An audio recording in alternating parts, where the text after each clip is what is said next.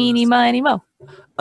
Yes. Up. Hello, everybody. Welcome back to Actual Play, Girl by Moonlight, Earth Unmade, episode 3. We're here. It's very exciting. And we left off last time with the Leviathans attacking. So now we're gonna find out what happens. But before we dive into all that action, thanks everybody for being on the show. And what have you been up to these days, Andrew? Uh, um, very busy with a lot of role-playing stuff. I've been working on Girl by Moonlight, refactoring all the character sheets into a different format and in a different application that I need to then learn how to use while I'm doing it. So it's slow going, but I've been chugging through. I'm Andrew. I designed Girl by Moonlight. My pronouns are they, them. I am a huge nerd who does lots of RPG stuff on the internet. That's who I am. Nice. How about you, Andy? How are things? Tell us about Oh gosh. It's snowed for a couple days in a row, which is I'm really excited about because it means the world is bright. And here in the darkest of Februaries, I really, really could use some more sunshine. So even like the second sun coming off of the snowfall, never mind all the like adventures around traffic that we are just gonna pretend aren't an issue. The brightness is lending me hope. And excellent news is that February is almost over. So congratulations to everybody out there. We have almost made it through the worst month in the year. My name is Andy and my pronouns are she and her. Strash, what do you got going on? Oh, mostly I've been busy. As folks may or may not have heard, I'm working on getting the final iteration of the book for Scum and Villainy out. I'm still working on Band of Blades, which has been a great time, but also a lot of work. And yeah, the usual job and stuff. Playing games. If anybody's interested, I'll be on Eric's channel playing 316 this Saturday, so that's the thing. That's kind of where I'm at. And yeah, so that's me. Sean, back at you. Cool. Josh, what pronouns do you use? Oh, he, him. Cool. I'm Sean, your host. And I also use he, him pronouns. I've been working with Josh on getting Scum and Villainy out, which is cool. I didn't really do anything about this, but I'm happy to announce that John has the print-on-demand copy of Blades finally available. After some time, they drive-thru finally got a proof that was acceptable. So that's now available on the drive-thru site. And if you're a backer, you'll get a special link for that, which is cool. Yeah, otherwise I've playing games. I'm moving my mom this weekend, which helping her move, which I'm really happy about because she's finally moving to her own place after years of staying with other folks. So that's hopefully gonna be really good for her. Right now I'm excited to play a magical girl in a magical suit. Before we do get super right in the game, though, there was one thing that we keep meaning to talk about, and I am the one who's supposed to be talking about it, and I keep forgetting, so I'm going to do it right now at the beginning, so I don't forget, which is to talk about safety tools that we are using in the game. We agreed on these beforehand, and the tools that we're using, the tool we're using is called Script Change, which was made by Bree Sheldon. And Script Change is similar in lots of ways to XGuard, but the language that it uses is that of that we'd associate with most media that we consume, which is like pause, rewind, fast forward. So if there's something that we're feeling like it's getting to a place of uncertainty, a place where we're of different, like what we're envisioning in our own mind fiction is different, or if it's something where we feel like it's going to get uncomfortable, say pause, talk about what the issue is going on, and then resume the game. If there's something that's happening and we don't want it on screen, we'll just say fast forward and we'll skip over it. We'll go to the next scene. That thing will either have not happened or it will happen with no remark. And if something happened and we're feeling really like that wasn't right, it isn't the game we want to be playing, then we'll say rewind and we'll go back and and readdress something that we might have gone through too quickly or gone through and didn't leave ourselves all feeling comfortable and happy with. So I'll find the link for that as well, because I think script change is a real great safety tool, and I think it's nice that it uses terminology that seems very familiar and comfortable to us. So I did it. I didn't forget this time. Excellent. Yeah. Nicely done. So yeah, I think we're ready to go do the thing. Well, I guess we've got to. Okay, does someone want to summarize what they remember happening from last time, so that we can do the like last time on Girl by Moonlight, and then figure out where we want to pick up today. Oh golly. I think you want to do it, Andy. Well, the high level answer is last time on Girl by Moonlight, everybody was very sad and isolated. That's true. So we saw different versions of that for Raina and Abbott and Signe. I'm sorry. What are some of the highlights y'all remember? If there were some high notes. I remember when Raina invited Abbott to her special little forest river stream getaway. And it was the place that she used to go with Zyra. I'm cool. The old pilot of the chariot. Yes, the previous pilot of the chariot. And she needed to have it in so much as that she was still recovering from her wounds and couldn't climb up this one spot, but also she needed to have it because she needed a friend, and they had a nice lunch together, and she packed bento boxes, and those bento boxes were in specific shapes, and they were shapes that were appropriate to each person's idiom, and it was very thoughtful and very sweet, and not much was necessarily said, but a whole lot was felt. I remember loving that scene as a observer. Superb. I'll go next. I remember that. Is it Signe? Signe is the sort of, but I mean, I think she almost always just goes by Prophet. Like, cool. You certainly can call her Signe. That's fine. I think Prophet revealed that the mechs have further capabilities and require pilots to dribble blood into them or something in order to bond/activate them further. That was both creepy and cool. And there was an interesting giant full of giant amounts of subtext scene between Prophet and I'm gonna forget names now. Andy, what's your character's name? Abbott. Abbott, yes. Prophet and Abbott had a fascinating hallway scene beneath a giant mosaic / bas relief. I'm not sure which but it was a carving in stone inside our castle. So yeah, those were the things I remember. Cool. Nice. So you did a bunch of hanging out and socializing and being stressed out too. We did lots of being stressed out, suffering under the oppression of the weird entertainment / defense force wing that y'all are part of, and you got sent on your first deployment since in the previous season when everything went horrible and Raina was in a coma, and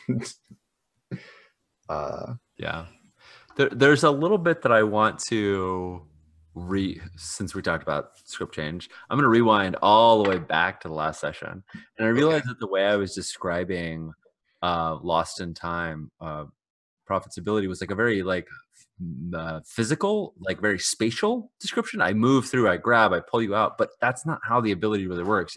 It's slipping out of time to change something so that it's different. And I feel like I'd like to throw out the idea. First off, I'm not necessarily always that clever in the moment, but later on I can be really smart. I can be really cool in retrospect.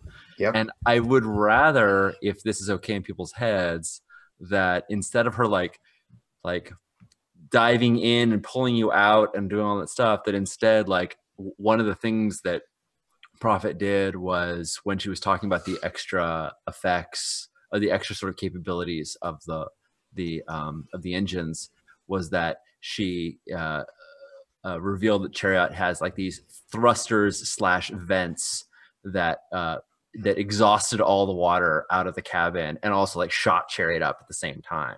But the thing about it is that that wasn't the truth until she made it the truth, and only Reyna and Prophet know that there was like these split realities. Like I think Reyna lived both worlds and like has this vague recollection of like that also of a reality in which she drowned. Exactly, of a reality in which she drowned, and giant wave. Yeah, and then there's also a reality in which, oh, cool, the Chariot just happens to have this awesome exhaust valve that like shunted all the water out and like also shot me into position to be in a better place to fight. I don't know if that's okay in the moment pulling you out of danger thing. It's like, oh, I'm gonna set us on a path where this danger never happens at all. Yeah, exactly. Is that A, how you envision the power working, and B, if so, okay for me to do that? I don't see how, functionally speaking, those are different. No, functionally it's so different. Like, in terms of like what the rules and like, so like, yeah, why not, right? Like, why, that seems like a great way to do it.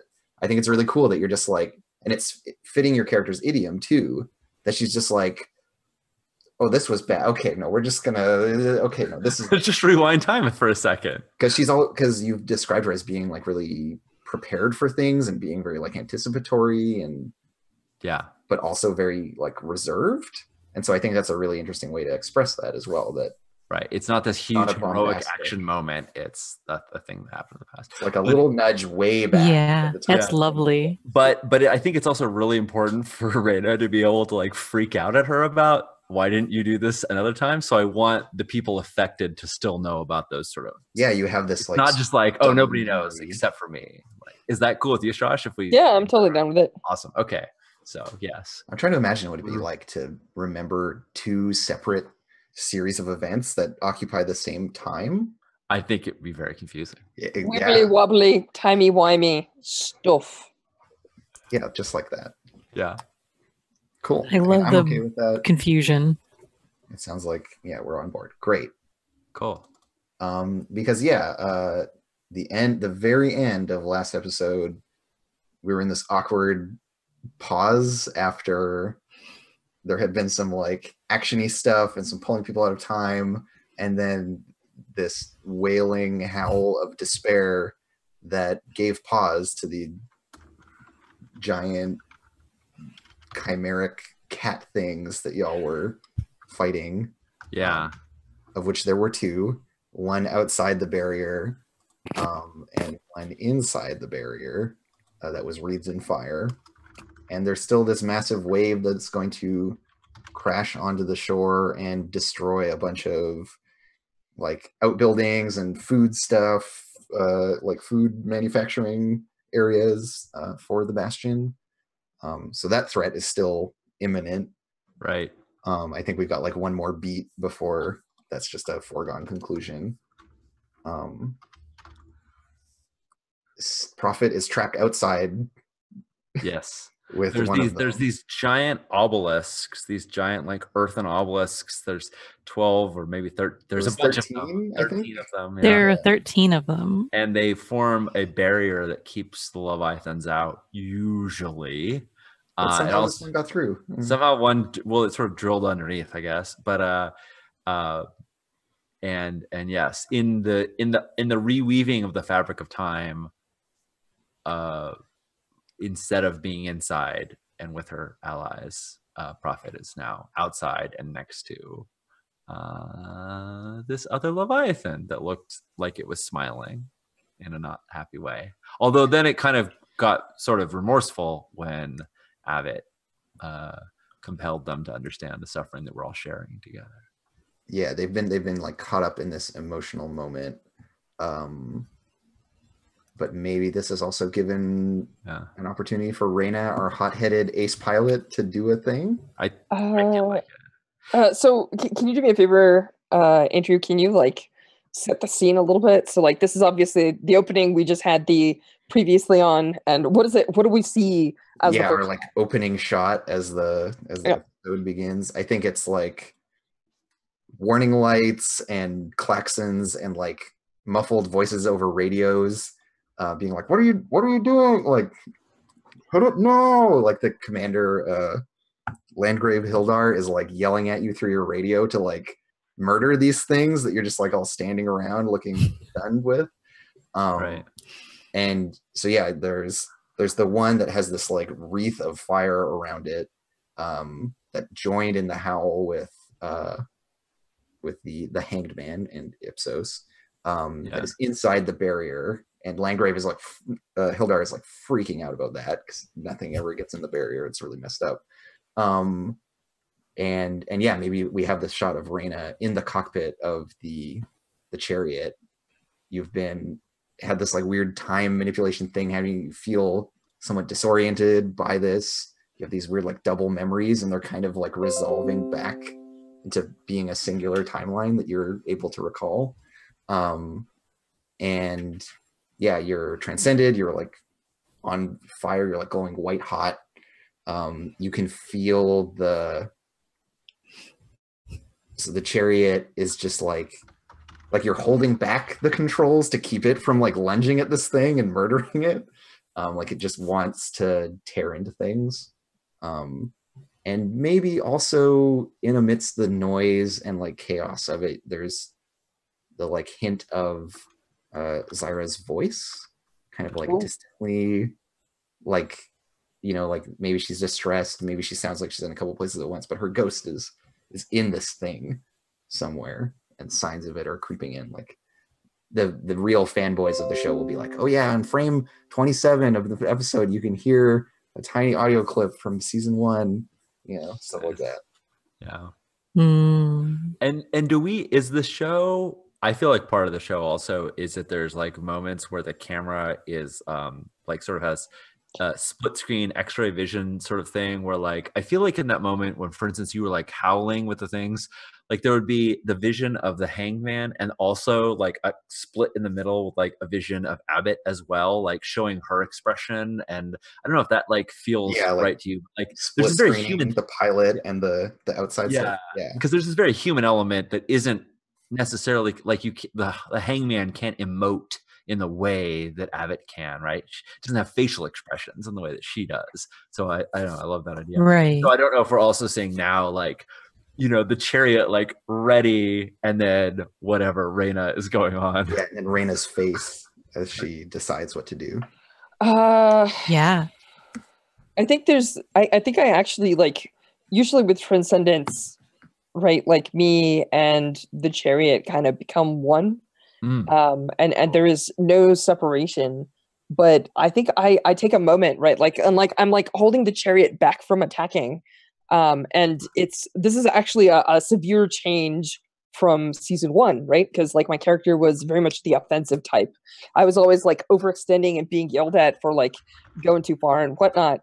And this is definitely like a clear playbook shift. This is like where my guardian nature comes out, right? Like, and what I'm doing is I'm trying to convince Chariot that what we need to do is defend the people on the shore, and that killing these things is not the priority, right? Like, I'm like, listen to me, Chariot. I know that you've forgotten, you know, like, you're looking to fight your ancient enemies, and I feel it to the fiber of my being, but that is not our mission. Our mission is to defend. The walls have failed, and like people will die. And I know that there are too small for you to notice, but if you care about your pilot, then realize that there are like other pilots out there that you may someday know, and we need to stop that wave from crashing into the shore. So yeah, like I'm just gonna try and like convince it. I'm like, I don't know what to do. I tried stopping it with my fire and it failed. I was like, I need you to help me do something. Cool. Nice. Yeah, So and so good. that like resistance of it wanting it having a mind of its own and wanting to do this other thing. I think the real barrier to you stopping that wave at this point is the chariot itself. And it sounds like this sounds like you're making an express roll to me. Oh, I might actually have a die in this. I do. Awesome. Yeah. All right, like so let's you like deliver this impassioned like soliloquy to this mech you're piloting, and I think maybe like part of it goes out over comms, so like the other members of the crew can hear it. And Hildar is like, "What the hell are you doing?" I want. I'd like to establish a thing that the shield creates interference. So Oh, yeah. Prophet's version of this is like choppy, and she's only hearing bits of it, like it's garbled and sort of alien. And she doesn't quite know. She doesn't really know what Raina's about to do. So there's like this tension. Like, what is she doing? Because she can't tell exactly what Raina's saying. That's fantastic. So I think the chariot's like primary aspect, like its positive aspect, is powerful, right? Yes. And I'm trying to appeal to that, right? Like I'm saying, like all of the other ones cannot stop this. Like even Prophet had to pull me out of a jam. I'm like, you are the only one that can stop this. Like you are the only one that remembers how to stop this. So I'm trying to like, yeah. So let's go through this. I would like to assemble my dice pool. So I have one die for Express. What else can I tap into? So you can push yourself, or if anyone has a dark bargain they want to offer, now is a good time. And that's like those occupy one like spot. Mm-hmm. If this action aligns with your engine's virtue, it'll give you a helping die, which I think in this case you're like, this is about strength. This is about how, this idea of like you're appealing to its virtue, right? Yeah. I think is fair. I think so. You can get a helping die from that, putting you at 2 dice. And then if anyone has a good dark bargain, I need to warm up a little bit before the darkness in my heart reaches out to touch the other players. So I'm not hitting one right away, but I will open the floor. So I don't know. So you're appealing to its power, but you're also appealing to what I consider one of sort of society's expectations of us, is that we're strong and like whatnot. And that's what is sort of the form of the showboating that we do. Like they want to see these really big dramatic actions. So I could see if you're sort of appealing to this, that either like it's like, cool, now you got to do that every time. Like how are like you need to do, like now that's a requirement that we always have these huge big shows of like Chariot doing this thing, like from our controllers or handlers or agents, or that Chariot gets like caught up in doing that. I don't know if either of those fit exactly, but I feel like that is one of our societal issues. Something relating to the showmanship element. Yeah, that either. Andrew, do you feel like this has teeth? Because my PR agent now demanding more things like this from me is totally a dark bargain I would take. Yeah, I think I want to find a way to like factor this into a clock of some kind of like. Yeah, sure. That sounds right. Something that represents people like expecting more from you, and every time you let them down, it's like if you let them down too much, there's going to be some like backlash, really consequence. Right, right. I think, let's make a fun little clock here. Clock. I think a 4-count clock. Yeah, I think something like expectation set impossibly high is. I don't know if that's where you're feeling like it, but like once it's filled, there's just no way to satisfy PR without. Oh yeah, you're thinking like, the other way. I was thinking of making this a bet, like any time that Raina fails to deliver the clock advantage. I see. Yeah. And then I think like either way it's fair to frame it. I want to frame it in this way of like. No, absolutely. Like it. So the clock is called Failing to Deliver. So good. And I don't think this is just for Raina. This is for the crew. And so if there is some big and visible failure, it's going to advance this clock. Once it hits 4, someone's going to get like discharged or court-martialed or something like that. Sure. Fantastic. And just to be real extra clear with everybody watching, we're not saying in this filling this clock with the first tick that Raina is failing to deliver. We're saying that Raina is setting us up for this higher level of expectation. By doing this cool thing, now we have more that we have to do. So it's not like she failed, it's just she set the bar higher. So now every time we do fail, this will advance. And so if we're cool with this dark bargain, Strash? It's great. Yeah, I'm down. Right. So a helping die from the Chariot and one from the dark bargain. Let's do this. I'm gonna throw some bones. And final question: I have 3 links with my engine. What is a thing that those are used for again? It's reducing damage and what else? So you can reduce your stress. Oh.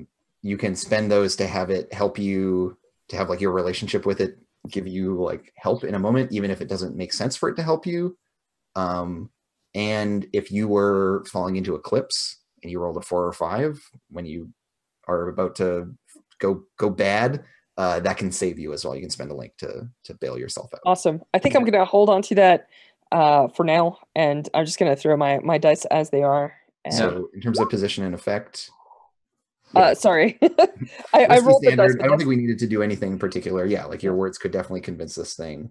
You crit. I did. Superb. Sweet. So this has to go above and beyond just like doing the thing or convincing it to do the thing. I think there has to be Perfect clock. some shift in your relationship with. Aha. Okay. So you deliver this impassioned speech to it, and I don't know if you like your eyes were closed or you were looking somewhere else or something, but when you look like ahead of you, Zyra is there. And she's like in the cockpit with you, and she like reaches up a hand to touch your face, and just like says like thank you or something. And this it'll come up later, but you're gonna actually like her ghost will be able to actually directly communicate with you. Awesome. You're like absolving her failure essentially, just to keep it tied to the dark bargain as well, because she died to save people but couldn't quite do enough or whatever, couldn't forgive herself, and so this is actually helping that. That is the most wonderful crit ever in any Blades game I've been in, and I've rolled a lot of really cool crits. Great. Okay. And like right as she does that, and then like Ghost sparkly disappears, there's this like sickening lurch as the chariot just like jumps over the wave and like lands on the other side and braces ready to stop it. And I'm sure there's some, I don't know if you want to describe this. No, yeah, please. So I feel like it's the reason I have asked you about this is because one of the things that I'm doing is also like, I was used to piloting the Magician, and the Magician takes more out of its pilots than others do.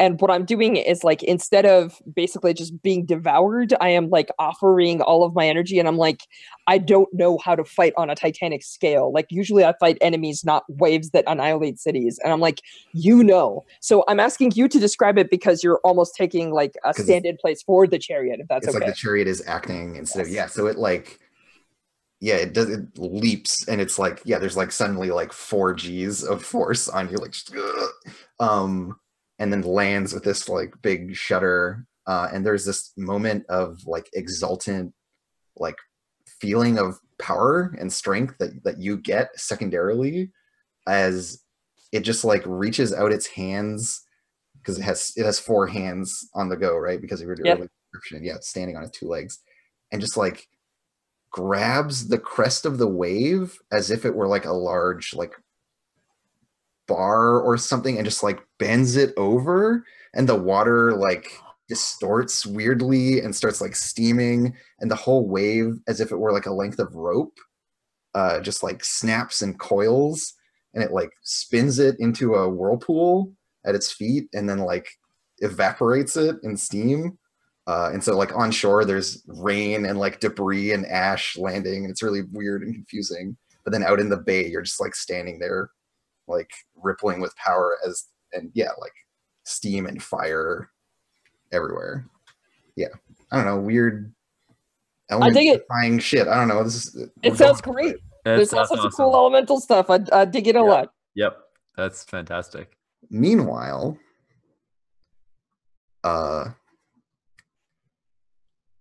my dear friends, Abbott and Prophet. Yeah. What's going on? You've got the attention of these 2 things, and they're like, here's your engine, here is the cat thing's shoulder, and then its head is like over you. They have these massive, they're real big faces with huge eyes, and like tiny little mouths set in them. And their faces appear to be made of like impassive stone, that shifts very slowly. One of them is in like a drama mask, like sad face. The one that's wreathed in fire and is inside the barrier finishes howling wolf-like with you. What do you do? They are like looking at you as if you're like a very interesting, like cats play with their food. It's kind of like that. They're like, huh, this is a weird beat. Right. It's acting funny. Right.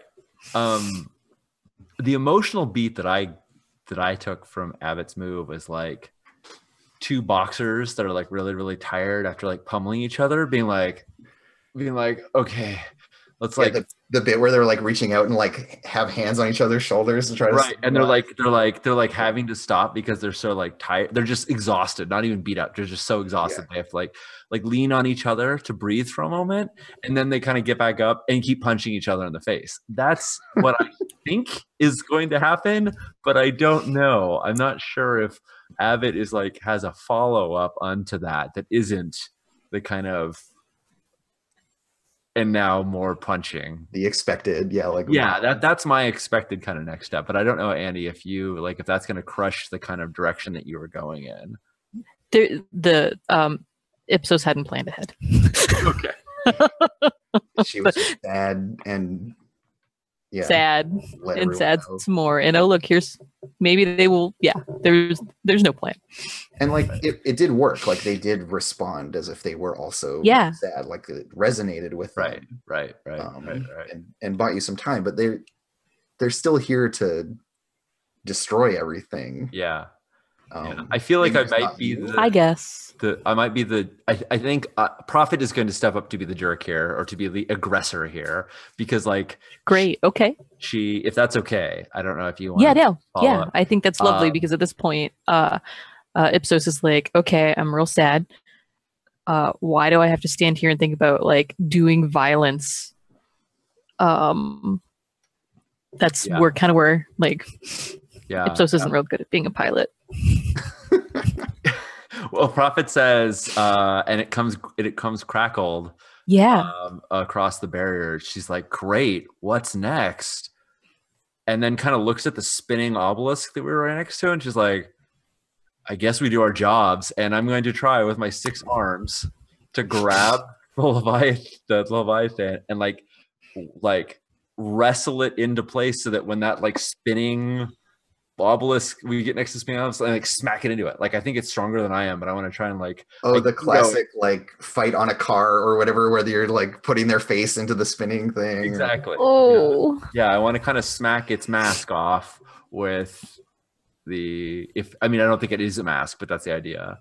It looks like a mask, but it's just its face. The one outside has like a huge beard that is then braided into its underbelly fur. Perfect. So I'm gonna grab its beard. Yeah, and just like yank on it. And try and like, because I have 6 arms, and to try and take advantage of that. And great. Yeah.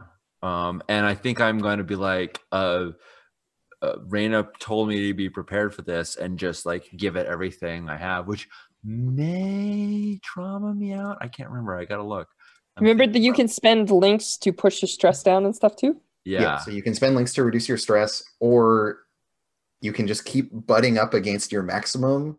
And every time you take stress at that point, you roll for Eclipse. It's your lowest resistance. If you get a 4 or 5, someone else can push themselves or spend a link to keep you from falling to Eclipse. Or if you get a 6, you're just fine. You can just stay there forever. Keep rolling 6s. So there's some elasticity around the stress stuff. And then if you do fall into Eclipse, you just become your like dark side self, and your stress starts counting down, but you can keep going. So you effectively have 18 stress before you totally drop out. That said, there's some weird stuff that can happen if you go into obligation while still in Eclipse, but we'll get to that later. Cool. All right.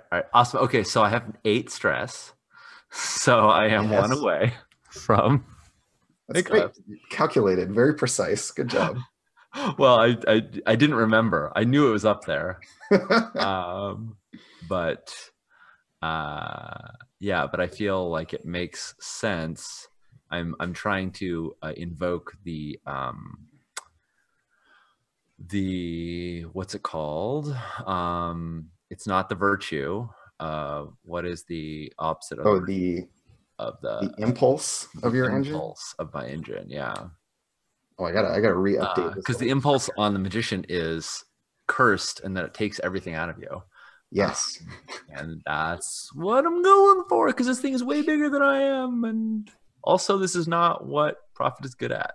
Right. So you shouldn't normally have the strength to do this, but it. Yeah. We'll tell you what. I'll offer you a dark bargain with relation to cursed, which is that it's going to deal level. Do we say 2 or 3? 2. We'll start with 2. Start with 2. Start with level 2 harm. What would we call this harm? Is it like drained or exhausted? Is it that kind of harm, or is it like? Yeah, I think it's exhausted. Although maybe drained is better, because that can even have like an emotional context as well. Cool. Yeah. So we'll call it drained, as it just takes the life out of you. You like age noticeably. Nice. Because you are the time traveler. I think it makes sense to have it. Right. We already established she had a few wisps of white in her hair, so otherwise black hair. There's some of your hairs just like starting at the scalp and working their way out just turn gray, and it like lovely. Love it. Sounds great. As you're just like white knuckled gripping your hands that have like and I'm transcendent at the moment, so I'm just very stone like right now. So I think we see like the stone inside like crackling and like being brittle and looking like it's gonna snap. And the character of it changes. Maybe it will snap. We'll see. Yeah, I think I'm defying, which I'm not any good at, but I don't. You're just mustering your courage and facing stuff head on. I think that fits the description really well. Taking them. Talk shit. Yeah, I mean, Strash rolled a crit on his I think it's game, so crits. That's my okay. So in terms of position and effect here, let me just double check my chart. All right, I was smart and put it in Roll20. So you are transcended and piloting an engine. Mm-hmm. Yeah, so you'll have standard effect. Cool. We have stabilized out of desperate, which we started the mission at. We're now in risky. Yep. So yeah, risky standard. Cool. Still. I think that this, because they are attacking the city, I think this applies to Red Baroness, that when your fame, identity, or reputation is at stake. Landgrave just made a big point about like, what are you guys doing? Like, what is happening here? I think that this is one of those things that. Tell you what, I will give you that die if you can narrate to me the pithy thing you say to him over comms before you tear this thing into the. Nice. So I think Landgraves was like, "What the heck is going on?" And Prophet says, "Avid's setting him up, and I'm knocking him down." And I. Great. That's what I say. It's terrible. But and like as you're saying that, in the background of the shot of like the your engine piling on this thing, we see a like camera drone swing around for a like Michael Bay style shot of you. Yeah. Great. Cool. Okay, so I'm gonna do the same thing. I'm gonna summon the dice pool. My defy is 0. I have I am not using my engines. I'm not using You're not in line with the virtue. We give you a dark bargain based on its impulse, so you're gonna mark XP in your sheet. This action doesn't cost a transcendence tick. And I'm gonna mark XP on my sheet because I took a dark bargain based on its impulse. Yep. Oh, impulses. If you act on the impulses, you get XP. Because nice. It's probably real bad to play into the fact that your engine is cursed. It's probably gonna end poorly for you. Cool. And when they say real bad, what they mean is real awesome. Exactly. Okay. We start with, so we're at risky standard. Risky standard, yeah. Until things get any weirder. I don't think there's anything particularly super strong about what you're doing.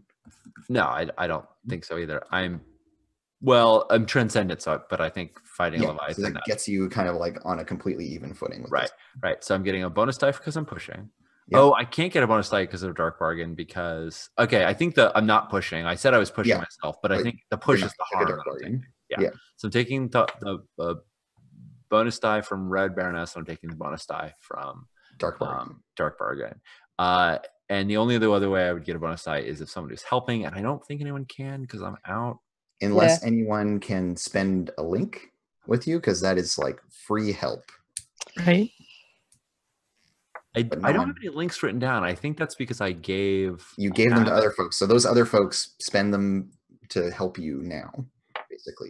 I'm in a position where I could spend a link.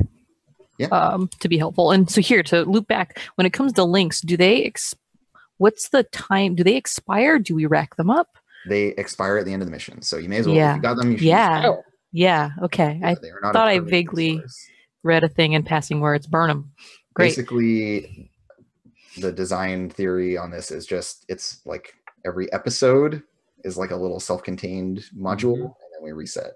So like stress resets at the end of the episode, links go away at the end of the episode. Do engine links go away at the end of the episode as well? Yes. Fantastic. Cool. All right. So I'm taking 3 bonus dice then if you're helping. I am totally helping. Yay. And I feel like in that comment that you make about Abbott setting them up and you knocking them down, there's kind of this like shared moment where both of our characters, you can see like their faces like real tightly, their eyes, and this like just very brief like memory of some other time where they're collaborating on something, which we haven't ever seen. Just this moment of like them easily in space together and comfortable and like smiling at one another.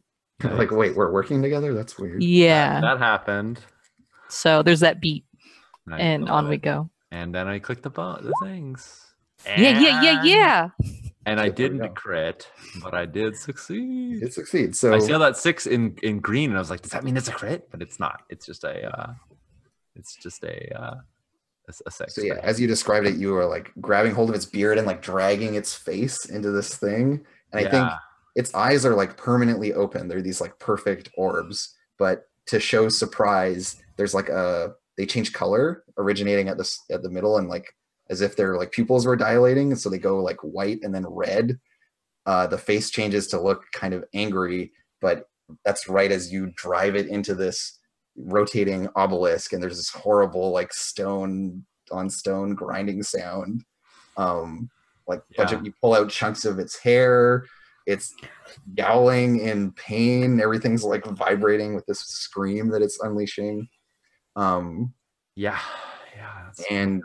like 1 foot in this like maelstrom of water next to the obelisk, like grinding this thing and face into it. What does Ipsos do? Oh, so after this beat of like referred collaboration, I feel Ipsos is taking the minute to sort of like weavingly, as the hangman is doing a little of this like side, like and looking at our arguable foe, our distress passer, our strange cat friendo, and is kind of looking them over and like, I don't know how they got in here, but they should definitely leave. It's not a good thing. No, right. It's already almost wiped out all of the farmlands of the Bastion. Yeah, it's all right. We didn't need to eat. So in the process of sort of being in the hangman and being encapsulated in flesh and having all these like writhing chains and sort of unfortunate fluids and like creaking and groaning and like, are we bleeding? Is it blood? Is it ocean water? I think what Ipsos will like take like 2 really big side steps, and will set them, because it's the 2 of them up, to drive those fists at a distance, like big ginormous like fist rockets, and tearing them off of themselves, right, with these chains as connections into this tear your own hands off essentially and throw them at this thing. So as you do, and in the idea being to hit it like, where is it soft, make it go away, it knows where it came from, make it want to go back there. Like I don't know where that is. To maybe borrow from Torchbearer, this is the like not to kill it but to drive it off kind of thinking. Yeah, Ipsos doesn't know how to fight. Like Abbott does. Like Right, there's like a certain viciousness that we see in how Signy takes these things on because she's been fighting them. yeah, Yeah, Two she's lifetimes. really fighting to destroy them. She's not. Yeah, Yeah, this is a great tension to have between two lovers. exactly. and in contrast, you've got Ipsos, who's I think it's very evident. Whereas before, in this sort of like commiserative howling, which is very powerful and open stance, you've got this very closed and like furtive and uncertain and sort of crab steppy. Yeah, like looking away while you hit them kind of thing. Yeah. Yeah, But like maybe it'll go away. Maybe in the like half of the screen that's your face, you're like cringing and like uncertain looking as you do this. Yeah, Chris, for sure. If we also want to defy to drive this thing away, or So I don't know if this is defy or analyze, like standing there, like looking through and like trying to like sidling around it. That was no, you're like sizing it up. You're sizing it up. Okay, that's kind of what I was imagining, was this idea of what does this thing make it go away? yeah, absolutely. Well, great. That I feel like that's something your character is going to have a better time accomplishing. That is what I was imagining and hoping. So that being the case, help talk me through the next things I do from here, because my options are many. Andrew, I'm going to try and do it to see if I'm remembering, and you tell me if I'm getting it wrong. This is a good game. Thank you. Your first sort of set of options to look at is Yeah. you want to take a dark bargain or push yourself to get an additional die. You can push Great. stress, or one of us could offer, or you could offer a dark bargain.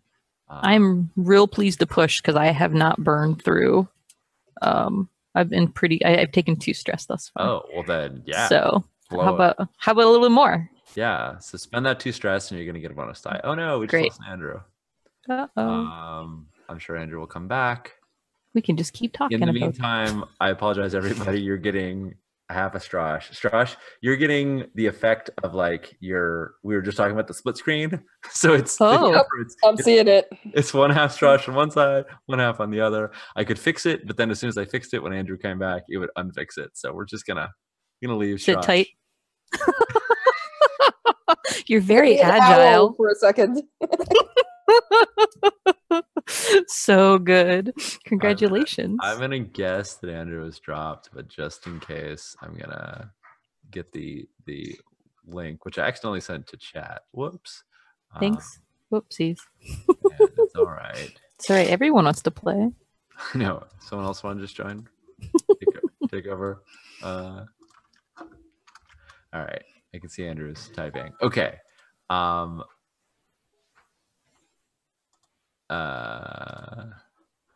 Oh, okay. Well, Andrew's internet died completely. Oh, wow. Well, one of the things that we can do in the minute is, given the hour, is we could choose the pause button, give that a chance to come back up, like go to break. That sounds like a really good idea. Yeah, thank you for pointing that out. So cool. We'll be back in 5 or so minutes, and hopefully we'll be back with all 4 of us. And if Yeah. not, we'll be back anyway and just chill with you guys for a little bit. See how that It'll be great. So see you all in 5.